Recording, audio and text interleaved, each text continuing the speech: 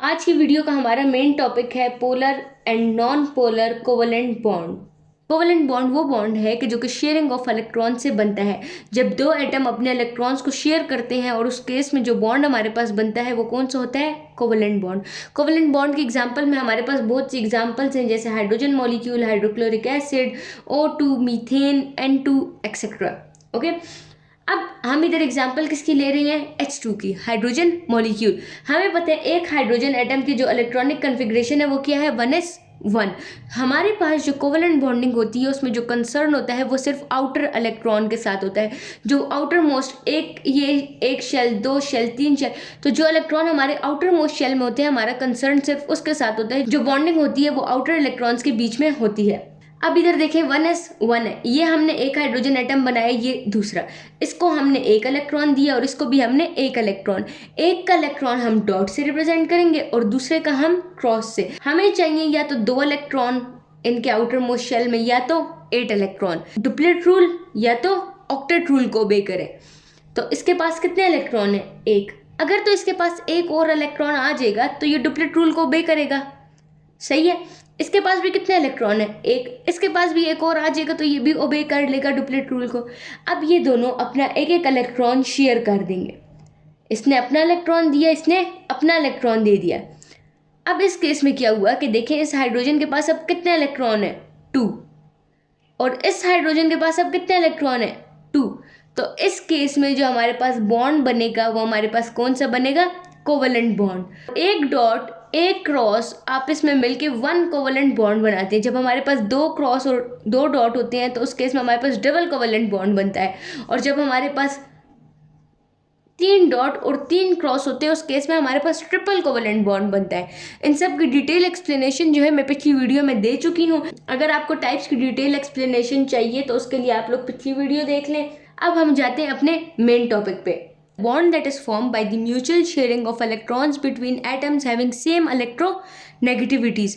वो एटम्स जिनकी electronegativity value same होगी वो कौन सा बॉन्ड बनाएंगे? Non polar covalent bond. अब सेम इलेक्ट्रोनेगेटिविटी किसकी होगी? जो कि सेम होंगे। सेम कैसे होंगे? जैसे हम एग्जांपल ले लेते हैं, जब 1 हाइड्रोजन एटम दूसरे हाइड्रोजन एटम से मिलता है तो वो क्या बनाता है? Hydrogen molecule. ये हाइड्रोजन एटम और ये हाइड्रोजन एटम सेम है, तो इस केस में जो बॉन्ड बनेगा वो क्या बनेगा? Non polar covalent bond. एक और एग्जांपल लेते हैं, ये Cl की एग्जांपल में डिस्कस कर लूंगी आपके साथ। Br प्लस Br दोनों सेम है, दोनों आपस में क्या बनाएंगे? Br2। सो इस केस में जो बॉन्ड बनेगा वो हमारे पास क्या बनेगा? Non polar covalent bond. वो बॉन्ड जो कि म्यूचुअल शेयरिंग ऑफ इलेक्ट्रॉन से बने बिटवीन 2 सेम एटम्स। जब दोनों एटम सेम हो तो उस केस में कौन सा बॉन्ड होता है हमारे पास? Non polar covalent bond. अब हम एग्जांपल इधर मैंने किस चीज़ की ली हुई है? Cl2 की ली हुई है। 2 Cl आपस में मिल रहे हैं और हमारे पास क्या बना रहे हैं? Cl2। सबसे पहले हम देखते हैं क्लोरीन की इलेक्ट्रॉनिक कन्फिग्रेशन।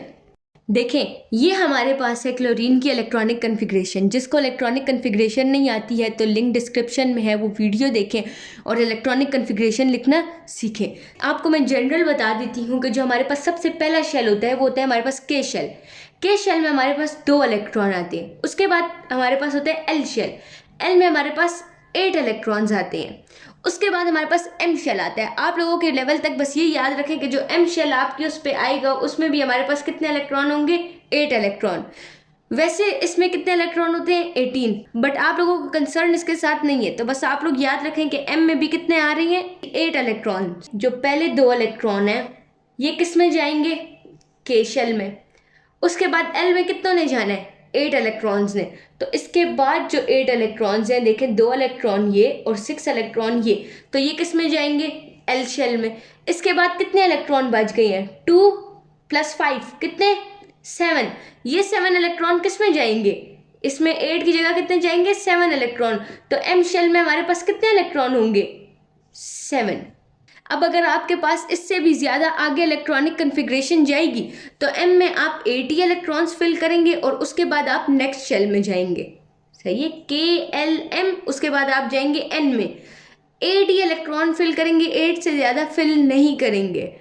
अब इसमें हमारे पास आउटर मोस्ट में शेल में कितने इलेक्ट्रॉन्स आए हैं?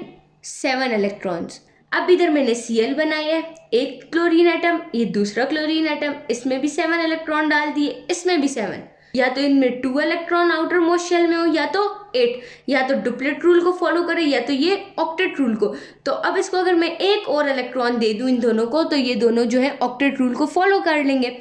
अब देखें, ये एक क्लोरीन एटम है, ये दूसरा क्लोरीन एटम है। अब ये दोनों जो है अपने 6 इलेक्ट्रॉन्स इन्होंने अपने पास रखे और 1 इलेक्ट्रॉन इन दोनों ने शेयर कर दिया।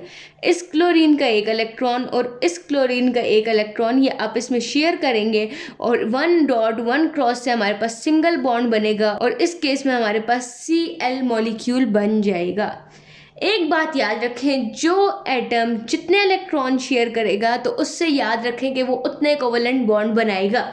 एक एटम को देखें कितने इलेक्ट्रॉन शेयर कर रहे हैं, 1। इसका मतलब इसके कितने बॉन्ड बनेंगे, सिंगल बॉन्ड बनेगा। जब 2 इलेक्ट्रॉन शेयर करेगा तो कितने बॉन्ड बनेंगे, डबल कोवेलेंट बॉन्ड।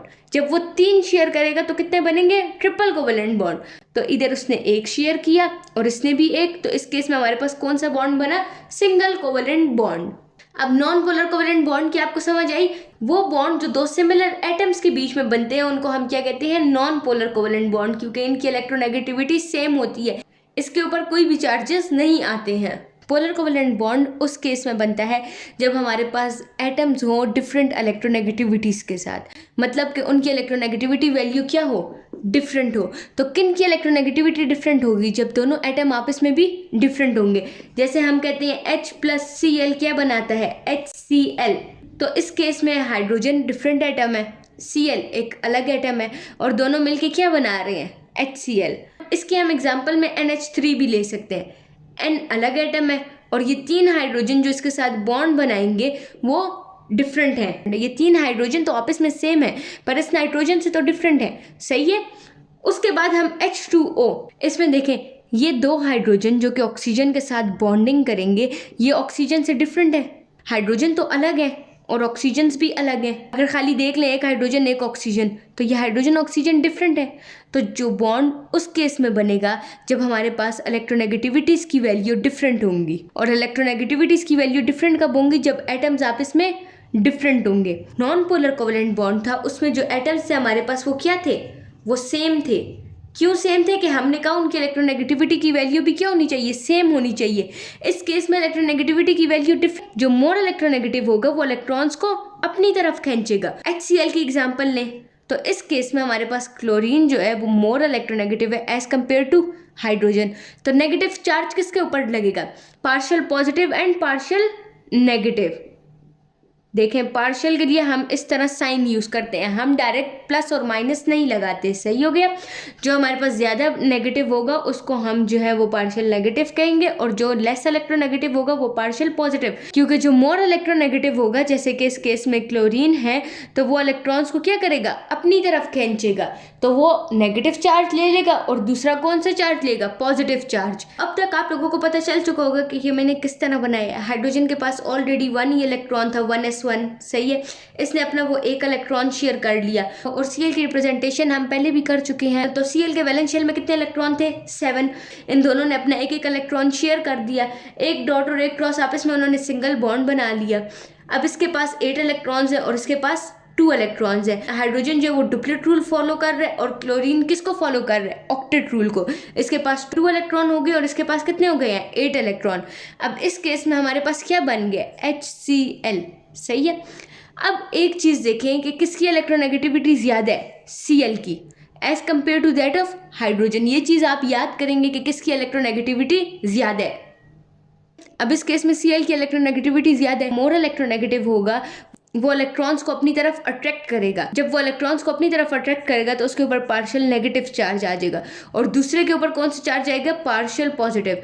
इसके ऊपर खाली पॉजिटिव और नेगेटिव चार्ज नहीं आ रहा, it is partial positive and partial negative charges that are appearing on the hydrogen and chlorine. तो हम इसको अब कैसे लिखेंगे, करेक्ट रिप्रेजेंटेशन होगी वो इस तरह होगी कि हाइड्रोजन के ऊपर पार्शियल पॉजिटिव चार्ज आएगा और Cl के ऊपर पार्शियल नेगेटिव चार्ज आएगा। तो आप लोग इसको कैसे याद कर लेंगे कि जो पोलर कोवेलेंट बॉन्ड है उसमें क्या बनते हैं, पोल्स बनते हैं। एक होता है पार्शियल नेगेटिव, दूसरा होता है पार्शियल पॉजिटिव। तो पोल्स बनते हैं तो वो कौन सा हमारे पास होगा, वो पोलर कोवेलेंट बॉन्ड होगा जिसमें 2 डिसिमिलर एटम्स है जिनकी इलेक्ट्रोनेगेटिविटी भी सेम नहीं होगी। और जो दूसरे वो नॉन पोलर है, मतलब उसमें पोल नहीं बन रहे। अब पोल पोल क्यों नहीं बन रहे? क्योंकि वो लोग आपस में क्या है, वो सेम है। तो इस केस में हमारे पास क्या होगा, पोल्स नहीं बनेंगे। आई होप आप सबको समझ आ गई, और अगर कोई भी क्वेश्चन है तो काइंडली आप लोग कमेंट में पूछ सकते हैं।